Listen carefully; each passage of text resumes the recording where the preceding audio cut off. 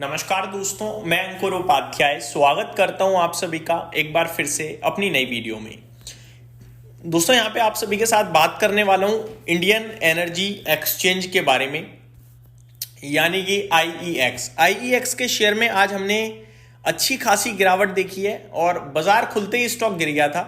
दिन के दौरान 133 रुपए तक मॉर्निंग में इस स्टॉक ने नीचे का स्तर दिखाया। हालांकि अभी तो 136 पे करीब 2.25% नीचे देखने को मिल रहा है।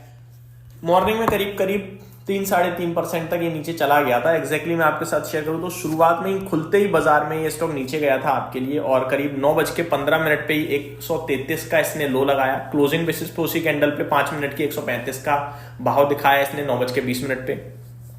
तब से लेकर अभी तक बिल्कुल फ्लैट ट्रेड कर रहा है, कोई मूवमेंट नहीं आ रही है बिल्कुल भी इस स्टॉक में। इस स्टॉक को मैंने रिसेंटली आप सभी के साथ लॉन्ग डिस्कस किया हुआ है इन्वेस्टमेंट पर्पज से, फॉर 1 to 2 ईयर के व्यू के हिसाब से। अभी ये स्टॉक गिरा है 141 रुपए पे मैंने डिस्कस किया था, अभी 136 रुपए 136। तो इन्वेस्टर्स डेफिनेटली सोच रहे हैं कि भाई ऐसा क्या हो गया जो अचानक गिर गया। एक कमेंट भी मैंने पढ़ा था, पूछ रहे थे कि आईईएक्स क्यों गिरा है आज। तो सबसे पहले तो मैं यही बताना चाहूंगा कि आईईएक्स का शेयर क्यों गिरा है आज और ऐसे में आपको क्या करना चाहिए। सबसे पहले अगर गिरावट की बात करी जाए तो सीईआरसी की तरफ से, जो कि इलेक्ट्रिसिटी का रेगुलेटर है, transaction fee for power exchanges to enhance competition and transparency, तो जो ट्रांजैक्शन फीस है पावर की, उसको कम करने की बात चल रही है। दोस्तों, कितनी कम करने की बात चल रही है ये मैं आप सभी के साथ डिस्कस करता हूं। अब जो रेगुलेटर है वो कह रहा है कि ट्रांजैक्शन फी पावर के लिए अगर कम करने की बात है तो पहली बात तो आईईएक्स जो है वो आपका लीडर है इस क्षेत्र में। जो इलेक्ट्रिसिटी का एक्सचेंज है उसमें सबसे बड़ा मार्केट प्लेयर यही है, इसीलिए इनके लिए थोड़ी परेशानी का विषय बनता हुआ दिख रहा है। अब अगर बात करूं सीईआरसी की, तो वो कह रहे हैं the report is indicating that the CERC is considering a lower uniform of fee of close to 1.5 पैसा पर किलोवाट आवर पर side for most trading segment, यानी कि पर ट्रेड पे 1.5 पैसे की ट्रांजैक्शन फीस करने की बात चल रही है। 1.5 पैसे की। पहले कितनी थी ये? पहले 2 पैसे थी, या फिर आप कह सकते हो अभी 2 पैसे है और आगे ये 1.5 पैसे पर साइड पे ट्रांजैक्शन की बात चल रही है। यानी कि 2 पैसे से 1.5 पैसे यानी 50 पॉइंट, आप कह सकते हो 50 का पैसे का कम करने की बात चल रही है, जो कि ऑलमोस्ट 25% होता है। अगर 25% ये फीस कम होती है तो कितना फर्क पड़ेगा, इस पे मैं आऊंगा अभी आगे पढ़ते हैं। करंटली द एक्सचेंजेस लेवी आ 2 पैसे पर kilowatt our fee on both the buying and selling side, translating into a total fee of close to 4 पैसे पर किलोवाट आवर। 4 पैसे पर किलोवाट आवर हो गई। एक तरफ से बाइंग की 2 पैसे लगी, सेलिंग की 2 पैसे लगी, तो 4 पैसे हो गई।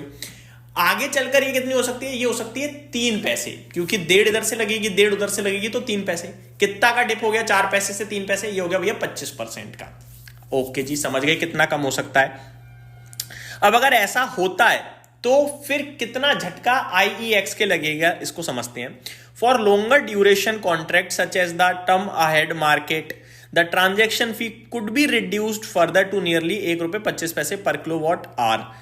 The report stated that discussions are at a preliminary stage and no final decision has been made yet.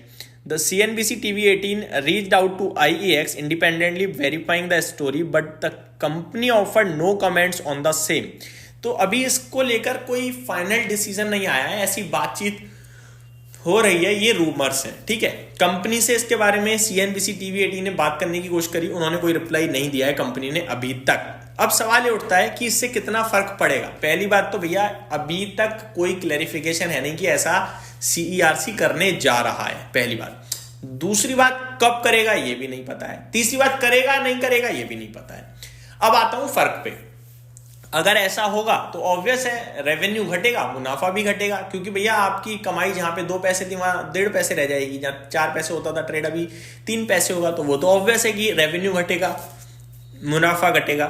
Company की टोटल लगभग आय जो है वो 80% ये ट्रांजैक्शन फीस से आती है, 80%, तो उस पर इंपैक्ट आएगा, तो फर्क तो पड़ेगा।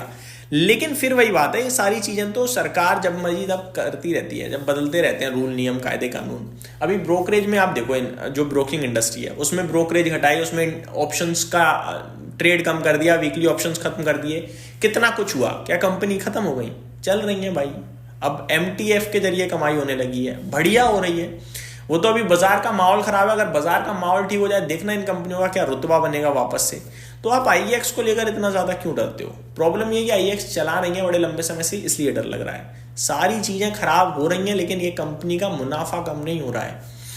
मैं आपको बताना चाहूंगा, 2-3 बार ये शेयर ऊपर 220-240 से नीचे आ चुका है, केवल और केवल मार्केट कपलिंग के चलते, और वो चीज अब खत्म होने की कगार पे है। यानी कि जिसका इंपैक्ट आना था वो आएगा, मार्च से या जनवरी 1 से लागू हो जाएगा, और उसके बाद मेरे को लगता है ये स्टॉक फिर धीरे धीरे धीरे ऊपर की तरफ जाना चाहिए। तो यहाँ पे निवेशकों से स्टिल मैं कहूँगा, बने रहें, डटे रहें, टिके रहें।